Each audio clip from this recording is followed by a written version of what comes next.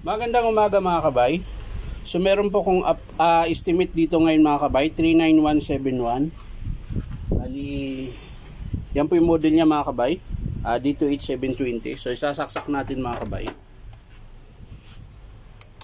Ayan po mga kabay, wala po siyang power, di po siya naikot. Ayan. So titingnan natin mga kabay kung bakit ayaw umandar.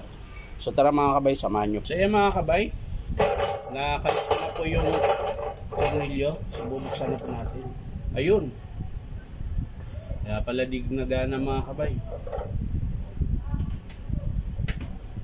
Pumutok po yung feed coil mga kabay.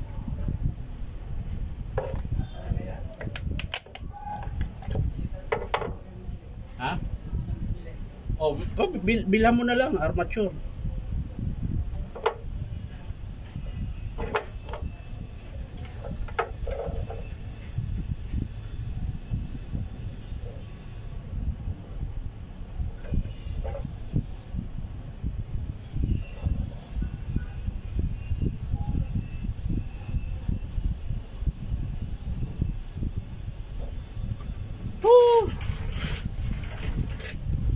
Pumutok.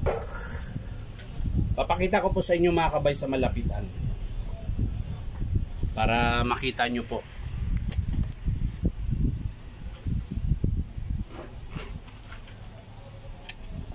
So ayan po mga kabay. Ayan. Yan po yung pumutok mga kabay, nag short po siya. Ayan. Tas sa armature naman mga kabay, umitim lang po yan, pero may tama din po yung bar niya. Ayan po. Ayan. Ito po, yung dalawang bar na to. Ayan. Tapos sa kabila, ayan, meron din sa kabila, ayan, dalawang bar ulit. So ang i-estimate natin dito mga kabay, armature tsaka field coil. Tapos carbon brush mga kabay. Maiksi na po yung carbon niya. Ayan. So titingnan natin yung sa gear mga kabay. Titingnan po natin yung sa gear kung okay pa ba. So kailangan nating makalasto. Yes. Yun.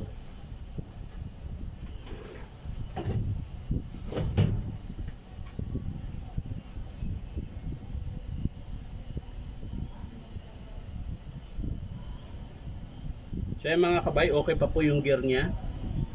Hindi pa po pudpud. Ayan, medyo may konting tama lang to. Pero mababaw lang. Ayan. So yan lang po mga kabay. Ang papalitan lang po niya talaga mga kabay kung sakasakali ay field coil, tsaka armature at carbon brush. Ayan. Kasi yung sa dulo ng shafting ng armature, ayan mga kabay, wala pa pong tama. So okay pa po yung gear niya. So yan lang po mga kabay, ang papakita ko na lang sa inyo mga kabay. Hindi ko na ipakita kung paano bubuin.